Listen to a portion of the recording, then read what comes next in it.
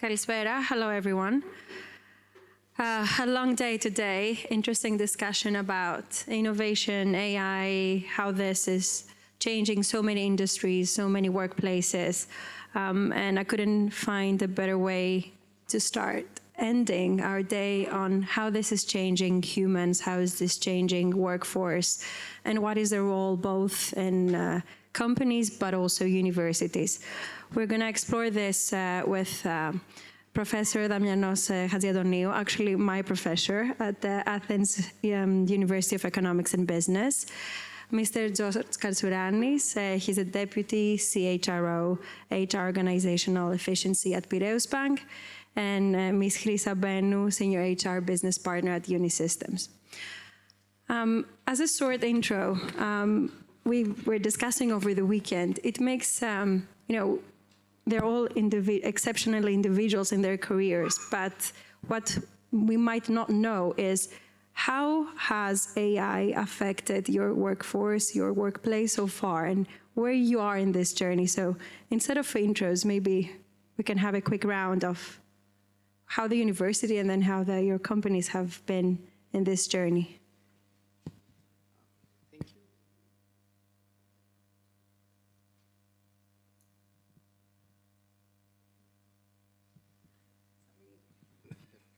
Thank you. Okay, thank you. Thank you, Natalia. It's not visible yet. It seems that things in universities take their time, I would say. One obvious place that AI is affecting the whole process is in the assessment of assignments and projects, and we have to rethink the whole thing.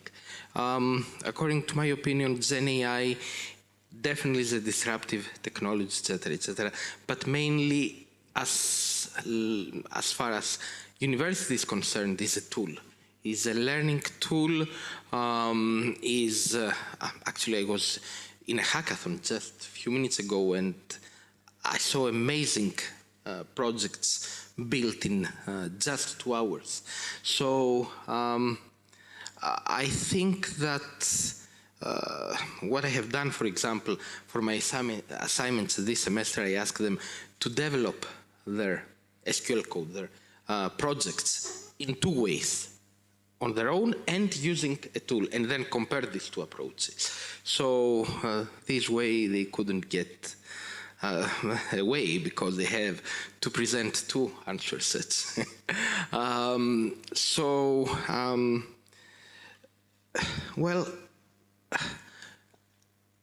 I would say that GenAI is a cross-discipline technology, so it can be used along different courses, actually probably most courses. So it's quite new, and we are assessing how to do it. Thank you. Well, hello everyone. Good evening.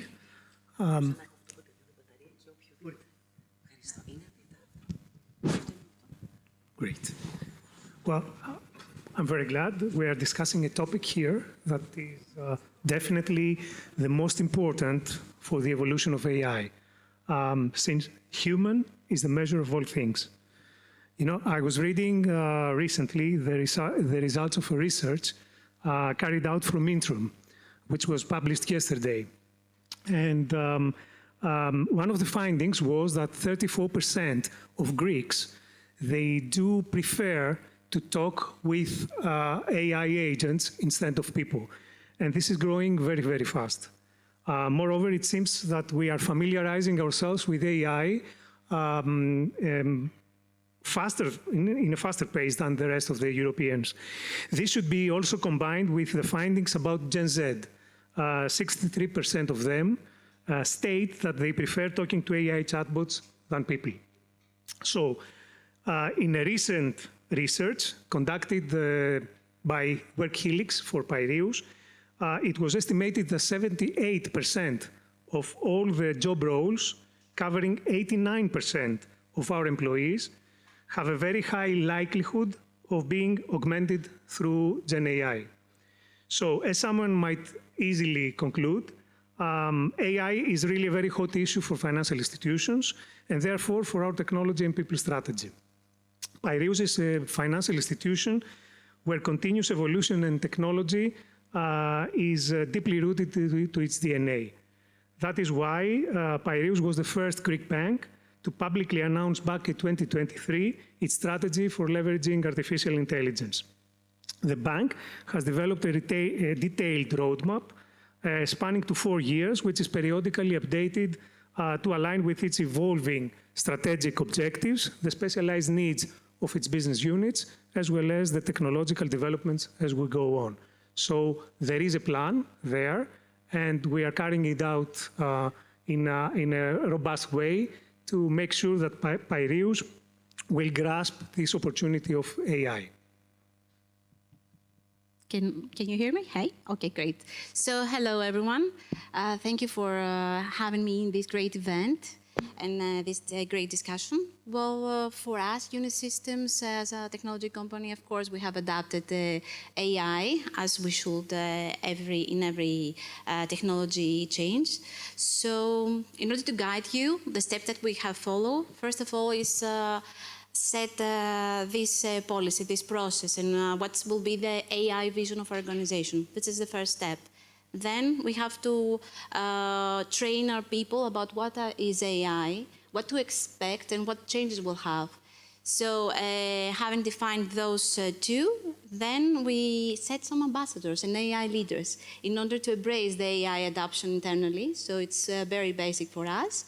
And simultaneously, of course, we run trainings to organization, to all employees, managers, and directors to be able to understand the AI, the strengths, the limitations, the security issues that are behind, everything about the regulations. So at this point, we have run also an AI hackathon internally to have some changes. So all of our employees are able to provide a new solution or even to change something that we currently run. So that's the process of the AI after all. And now all our technology teams that they deliver software development products, they have embraced the AI through development, analysis, software testing. So we have gained results, positive results about this. And of course, AI for HR, because we have in recruitment, in training, and daily aspects of like chatbots. So we do use it. I think I've got the one that is not working. Yeah. But no, can you all hear me? Is that okay? Okay, great. Let's do it like this. Mr. Katsouranis, from my understanding, the bank is doing a lot to incorporate AI and GenAI both on back-end processes, on customer-facing applications, but also internally, HR systems, chatbots, co-pilots, so on and so forth. From an HR perspective, how do you approach the education, the learning curve? Like how do you prepare your employees to be able to work with machines? Okay. As you said, there are several projects based on advanced forms of AI that already have been completed by the bank, such as GenAI virtual assistant for all the digital channels, GenAI assistant for contract drafting, that reduces preparation time for contracts up to 80%.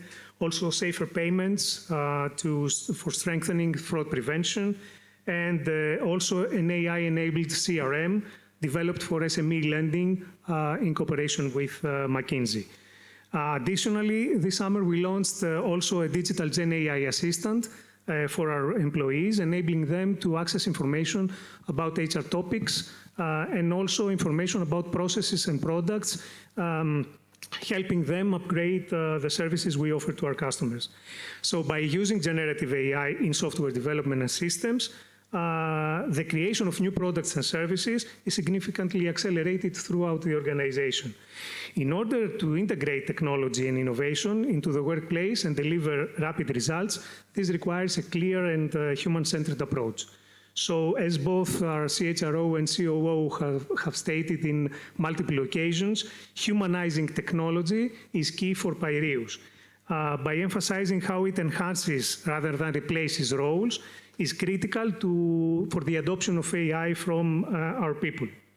In recent years, in collaboration with strategic partners such as Accenture and Microsoft, we have developed large-scale trainings targeting a large number of employees, as well as all senior and top management executives.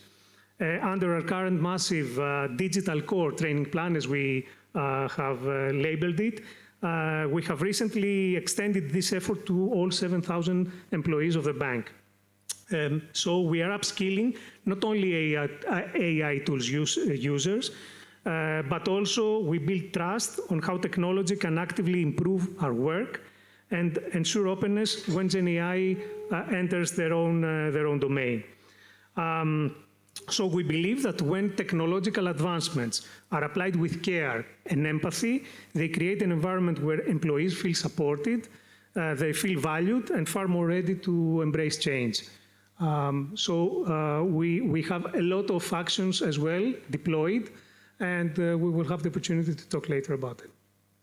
Amazing. I understand that HR is changing while this is changing. Like the role of your department is changing.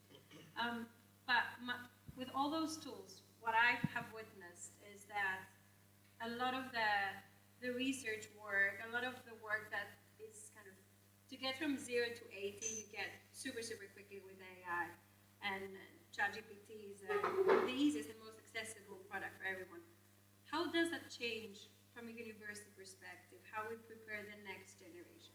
Like, what skills do we need to empower the students across disciplines to be ready to work in such an environment? Okay.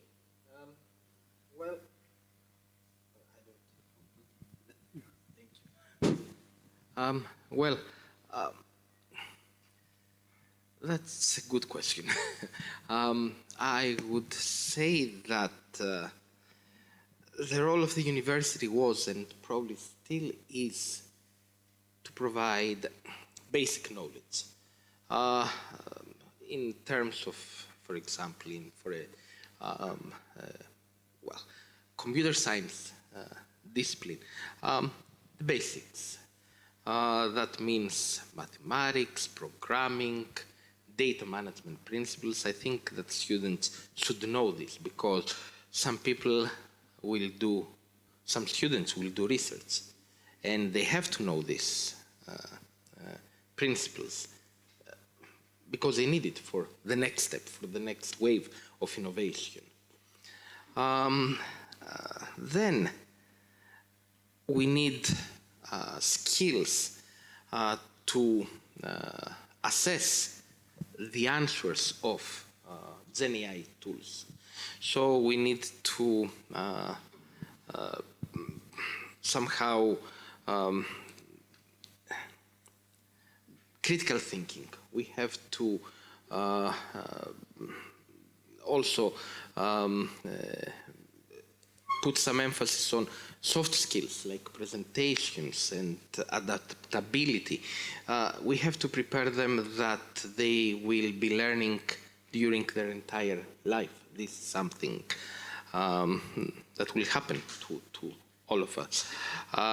It's happening to all of us. What other skills?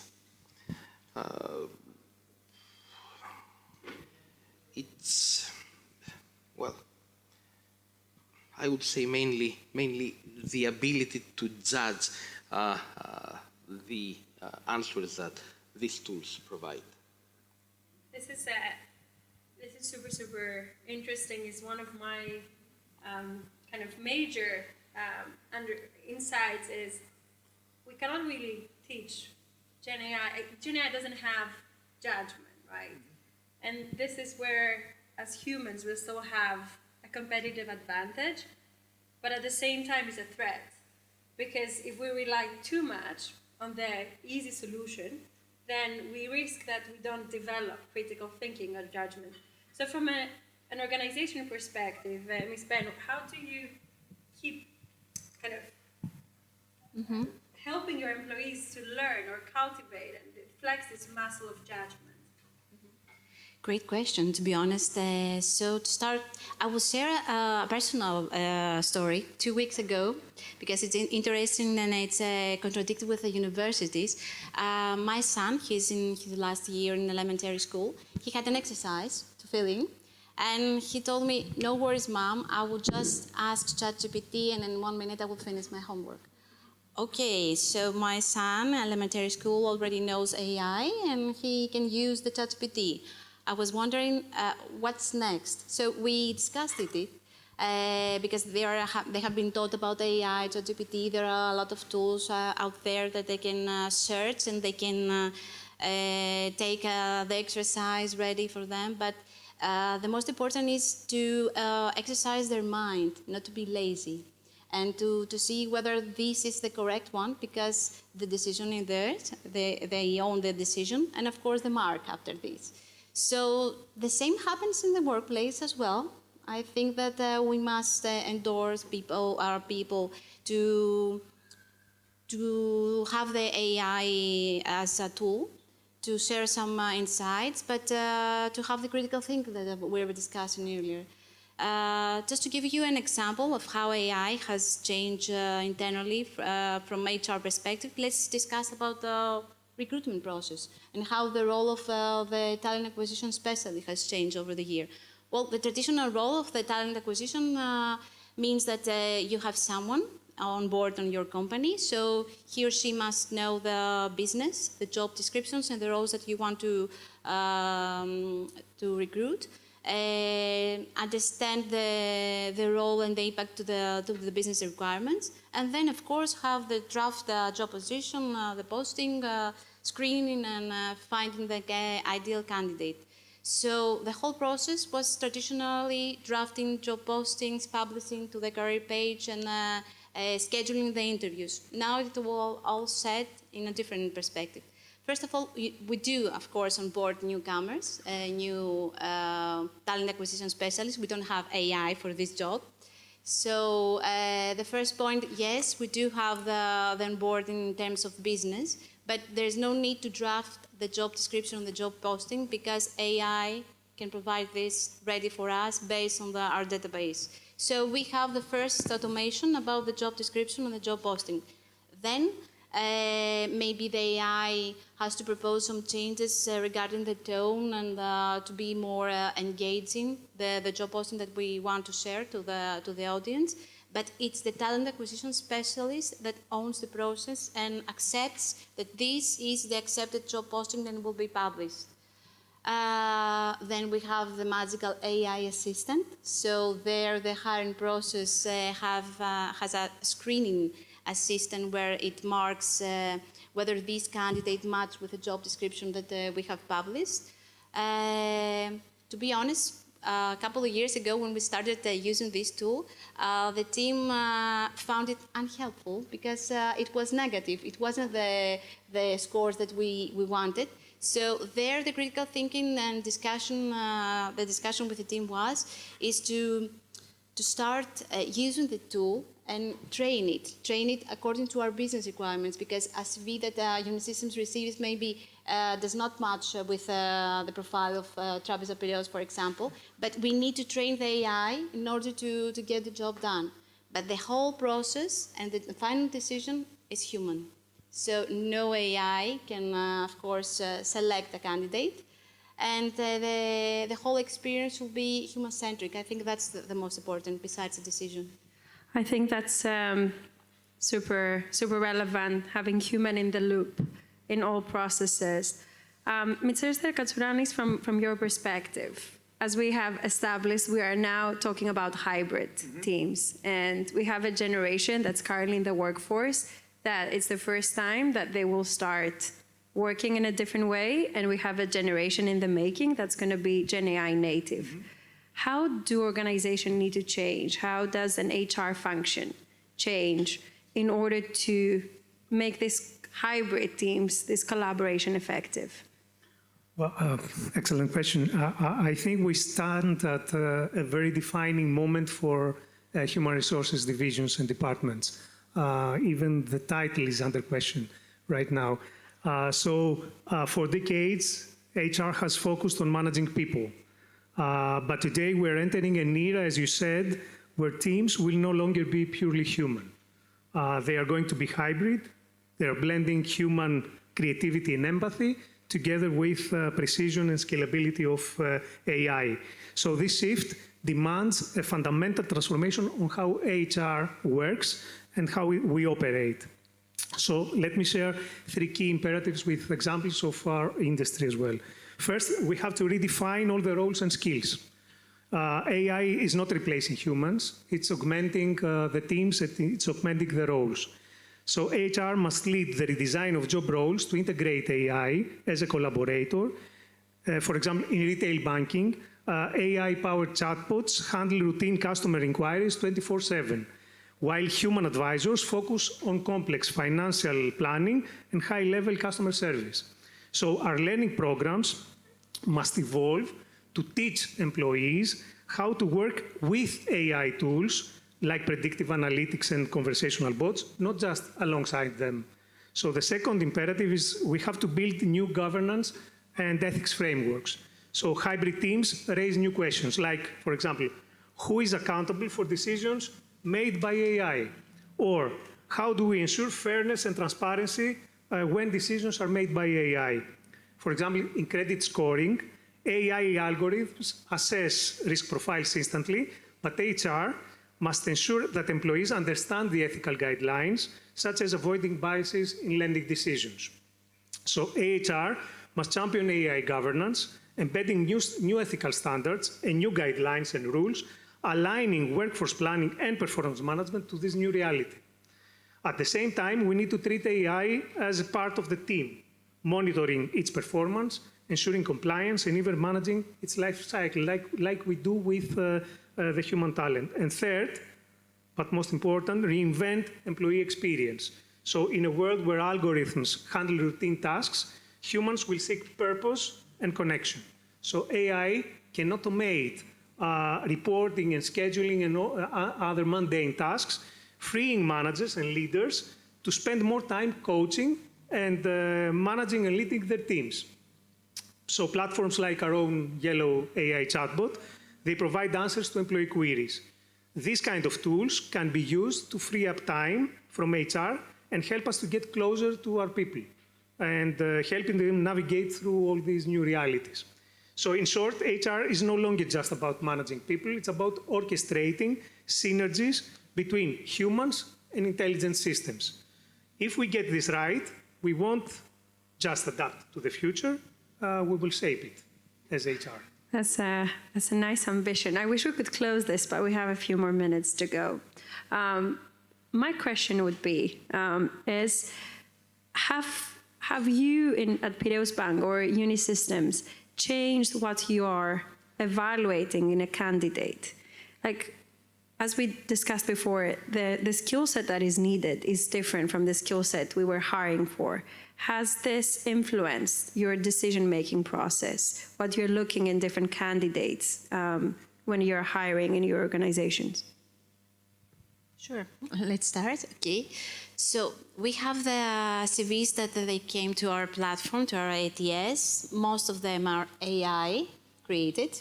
So we have an AI assistant that screens the AI product of the CV. So the real case is the interview where we have the human touch, and then we can see the match with the candidate. So there we can see, we don't count the skills that he may or she may have right now, but what he can do in the future. So the adaptability that we spoke earlier, it's a basic one. So it's basic because it seems that it's someone that with digital literacy can go and have a plus for us, for our organization, and for the career path he wants to obtain to our organization. critical thinking is also important because we need people that they want to change. We are not stable in technology. We are afraid of become stable. So we need people that they embrace change as we do. So that's very dynamic. And communication, the human communication, because we see, I think it was part of the previous discussion that, I think you mentioned, George, earlier about they prefer to chat with the chatbots instead of humans. That's tragic in terms of human resources. So we need to embrace that, and we need to have this as a first line. Definitely, there are a lot of different skills that we're trying to see to our young employees. So one of them would definitely be critical thinking. The other one, the ability to go through data and use all these tools that exist out there. But also, and this is very important, I think self-leadership is something that should be added to this. To this agenda, as well as the ability to unlearn and learn. So we have to be, they have to be very open to learn new things and unlearn what they have already learned, and also the adaptability that should exist in order to cope with all these continuous changes that happen in the workplace. Amazing. Can I add one more layer to what you're going to respond, Professor? Because what I've been hearing is that there are CVs from people that know maths, coding. I'm pretty sure when we have a pack of CVs, someone that has coded their own agents and they have optimized the workflow for doing application catches our eye. But I also see things like resilience, adaptability, learning. So how that changed the role of university, if it changes the role of universities? Okay, let me first add something to George and Chrysa. Weren't these qualities that you were always looking for? In other words, we are accepting students in our program. We are looking for this critical thinking and things that they have done on their own, not just university courses. Whether they have taken Coursera courses or whether they have done projects on their own. So I think these qualities were always very important. Critical thinking and adaptability. And I think these qualities, I'm not so sure how one can teach them. That's one thing. And the other thing is, it's always at a small percentage of the candidates. Mm-hmm. So how can we teach these qualities in the university? I'm not so sure. Probably by removing students from their comfort zone, in a way. Involve them into projects with collaboration with the industry, and probably expose them to research. That means have them read papers or develop something innovative. I think that I'm very lucky at the Department of Management, Science and Technology. You know this. We are trying to do this for many years. So I would say that in order to, we have to somehow motivate them. We are always looking for students with a curious mind. I think that's what you're looking as well. Because at the end of the day, I said that at the beginning, GenAI is a tool. It's something that increases productivity. And if we could write with, let's say, SQL, which I'm familiar with, 100 queries per day in the past, before SQL, we could write 10. With SQL, we could write 100. Now, with all these tools, we can write 1,000. So it increases productivity, but someone has to have a curious mind to go after this, to take advantage of all these tools. And it's the same quality that we wanted in the past. So I think that the three entities, universities, industry, and research labs, somehow have to collaborate and create a novel curriculum. So that's all. That's definitely an answer. So universities will exist in the future. As we're close to our finishing line for this panel, the question that pops up in every single human resources / AI discussion: is AI a threat to human resources? Will our jobs exist in the future? I'm going to ask every one of you to answer that, starting this time from the other way around. Okay. So AI is a tool. It won't take our jobs because this is what we hear. But in order to do so, we have to set a responsible process of using AI. I think that's part of any organization, and of course ours, for ourselves as well.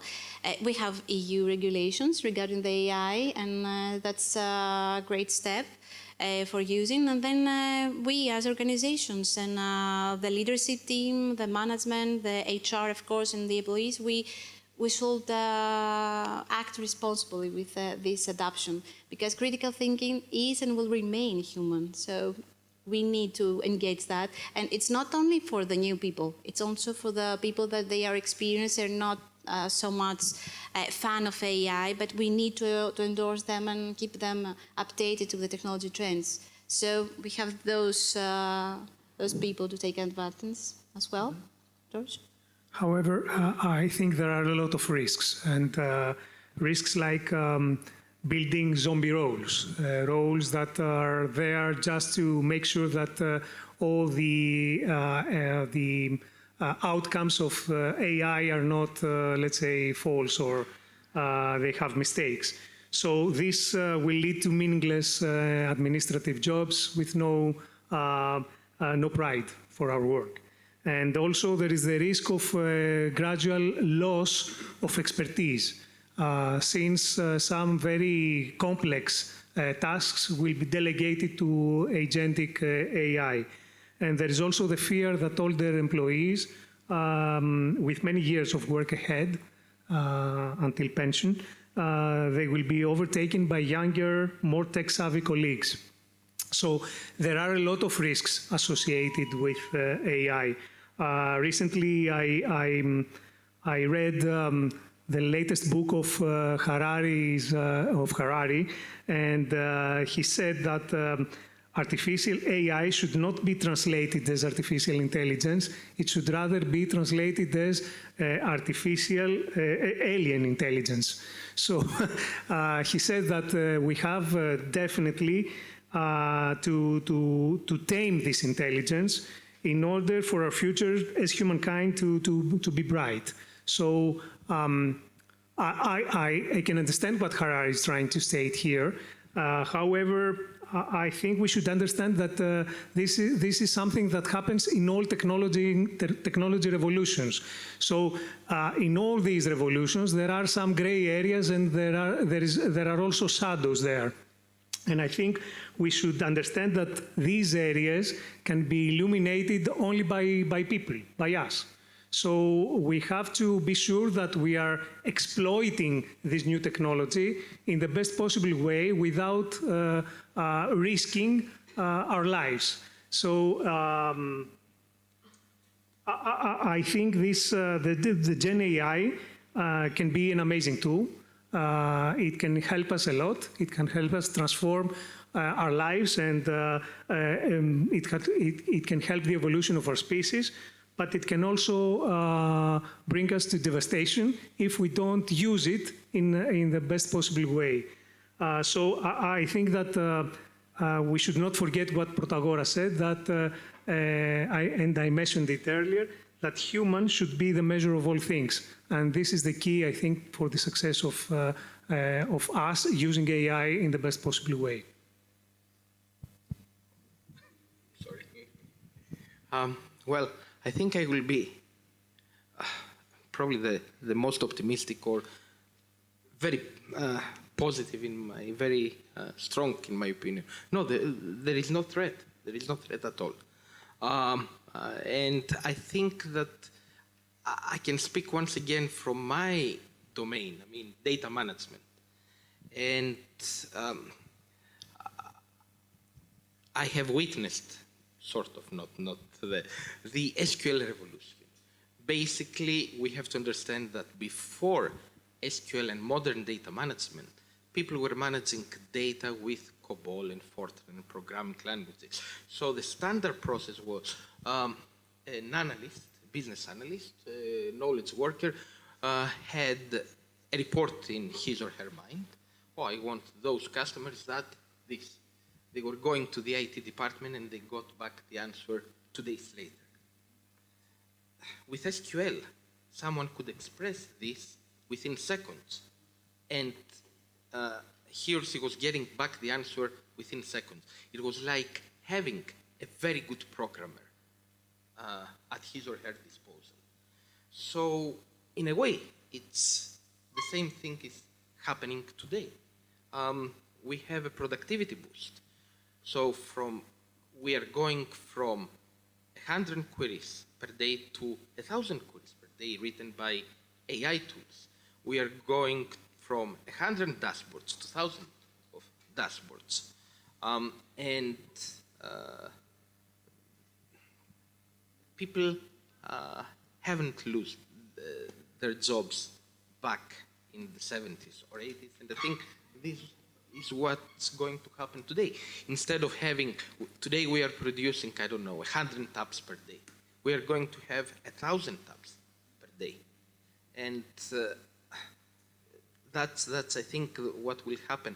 And I think I have 2 minutes. And I'm going to say a story that I'm usually saying to my students, that 25 years ago, I was in AT&T Research Lab, still in the States, in the United States.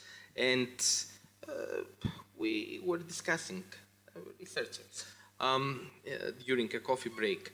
Well, we are reaching a plateau in data generation. How many, more customers and calls and credit cards and purchases, etc., etc. But then web came along and we had more data. And then we have phones and sensors, and we have more data. So the generation of data doesn't stop. We have more and more and more data. That means that we have to manage and analyze more and more data. So AI and what we are experiencing today is just an anticipated technology to manage big data. So, I think definitely it's not a threat. Amazing. I'll share this optimism as a parting thought for this panel. Putting humans back in the center. This was also the title of our conversation, Developing Humans. We are early days in this journey. Industries are changing, getting completely reshaped. And HR, humans are not an afterthought. I think we all agreed that we have a leading role to play in shaping both the skill set of the future, like resilience, judgment, whatever is needed for these hybrid teams to work. It's also our responsibility to help our colleagues, our students, to catch up with reality, because eventually it's a new reality that we are all living in. And there is role for universities, for companies, for research institutions, and it's also the responsibility of both the organizations, but every single individual, to be aware of the risks that we are facing, to make the optimistic future the one that actually happens. Thank you so much for joining us, and thank you so much for our panelists that took the time to be here with us today. Thank you.